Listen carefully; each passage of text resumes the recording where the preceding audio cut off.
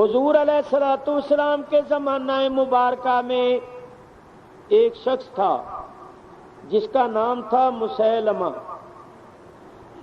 اس نے نبوت کا دعویٰ کر دیا اور اس نے نبی کریم علیہ الصلوۃ والسلام سے کہا کہ میں شہادت دیتا ہوں کہ بے شک آپ اللہ کے رسول ہیں. مسیلمہ نے کہا اشہد انک رسول اللہ، میں گواہی دیتا ہوں بلا شک و شبہ آپ اللہ کے رسول ہیں.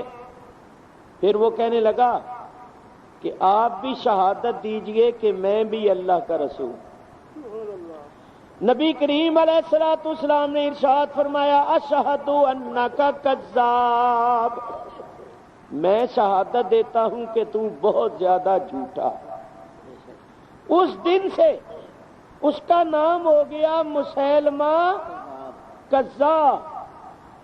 اس سے یہ بھی ثابت ہوا کہ جو نبی کریم علیہ الصلوۃ والسلام کے بعد نبوت کا دعویٰ کرے وہ کذاب ہے. اور اس کی پیشین گوئی حضور نے پہلے ہی فرما دی تھی. حضور نے فرمایا تھا ثلاثون کذابون دجالون سیکون ثلاثون دجالون کذابون، ان قریب 30 دجال اور کذاب ہوں گے. حضور نے فرمایا میری امت میں 30 دجال اور کذاب ہوں گے جو نبوت کا دعویٰ کریں. کلہم یزعم انہ نبی اللہ، ان میں سے ہر ایک کا گمان یہ ہوگا کہ وہ اللہ کا نبی.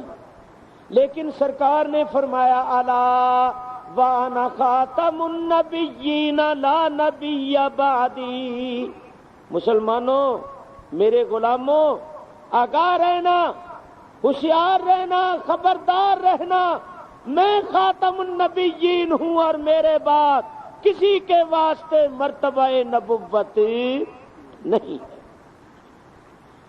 بہر صورت چونکہ حضور نے مسیلمہ کو کذاب کہا تھا، یہ چلا گیا اور اس کے اندر دشمنی اور عداوت پیدا ہو گئی اور اس نے نبی کریم علیہ الصلوۃ والسلام سے انتقام لینے کا عزم اور ارادہ کر لیا.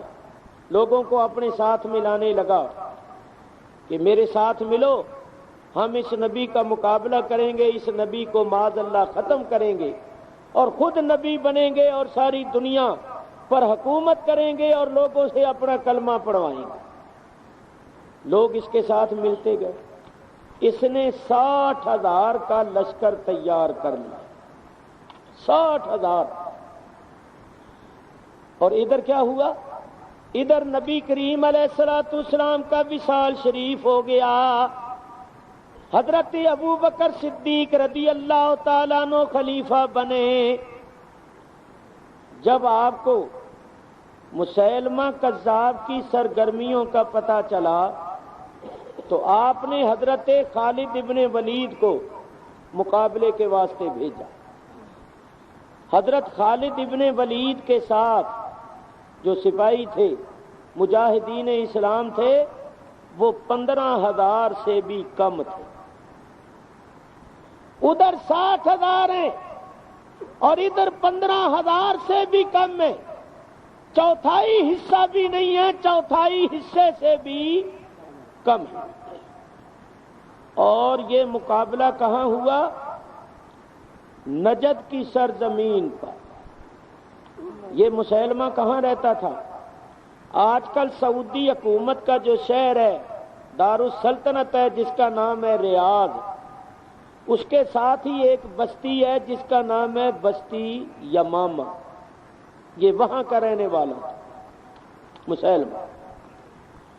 تو مجاہدین اسلام وہاں اس کا مقابلہ کرنے کے واسطے گئے. جب اس کو پتہ چلا تو یہ بھی لشکر لے کر نکلا.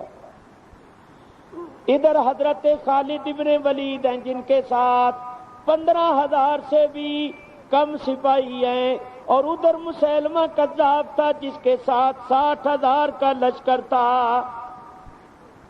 دونوں میں بڑا زبردست مقابلہ ہوا۔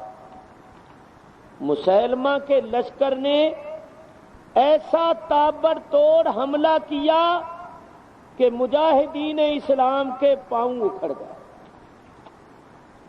وہ وقت بڑا نازک وقت تھا، بڑا سخت وقت تھا، بڑا سخت حملہ تھا، مسلمانوں کے پاؤں اکھڑ گئے اور بھگدڑ مچ گئی۔ اس وقت بڑے بڑے صحابہ جو تھے انہوں نے کہا، او مسلمانوں کہاں بھاگتے ہو؟ جنت تو تلواروں کے سائے میں ہے، تم جنت کو چھوڑ کر بھاگتے ہو؟ ادھر آؤ۔ اور وہ تمام صحابہ جو تھے انہوں نے اس مصیبت کے وقت میں، تکلیف کے وقت میں کیا کیا، یہ بات میں نے آپ کو بتانی۔ وَنَادَى بِشِعَارِ الْمُسْلِمِينَ، انہوں نے اس مصیبت کے وقت میں، تکلیف کے وقت میں وہ ندا کی جو ندا مسلمانوں کا شعار تھی۔ ندا کے معنی پکارنا۔ انہوں نے وہ ندا کی، وہ پکار کی جو مسلمانوں کا شعار تھی۔ آپ سمجھتے ہیں شعار وہ ہوتا ہے جو کسی قوم کی نشانی اور علامت ہوتی ہے، جس سے وہ قوم پہچانی جاتی ہے۔ تو یہ الفاظ وَنَادَى بِشِعَارِ الْمُسْلِمِينَ، اس وقت تمام صحابہ کرام نے ندا کی، وہ ندا جو مسلمانوں کی نشانی تھی، جو مسلمانوں کی علامت تھی۔ اور وہ ندا کیا تھی؟ وَكَانَ شِعَارُهُمْ يَوْمَئِذٍ يَا مُحَمَّدًا یا محمدا یا محمدا۔ تمام صحابہ کی زبان پر یہ کلمہ جاری ہو گیا، یا رسول اللہ یا محمدا۔ دیکھو میں ایک بات کروں، ایک ہے یا محمد کہنا اور ایک ہے یا محمدا۔ جب الف اور ہے کا اضافہ ہو جائے تو پھر معنی فریاد کرنے کے، پکارنے کے اور مدد مانگنے کے ہو جاتے۔ اور یہ بھی آپ کو تسلیم کرنا پڑے گا کہ یہ جنگ جو ہوئی تھی یہ نبی کریم کے وصال کے چند مہینے بعد ہوئی تھی، اور اس جنگ میں شریک ہونے والے 99% صحابی تھے۔ تو ان سب نے مدینہ طیبہ سے تقریباً 1000 میل دور سرکار کے وصال کے بعد تکلیف اور مصیبت کے وقت حضور کو پکارا، یا رسول اللہ ہماری فریاد سنیے، یا رسول اللہ ہماری مدد فرمائیے۔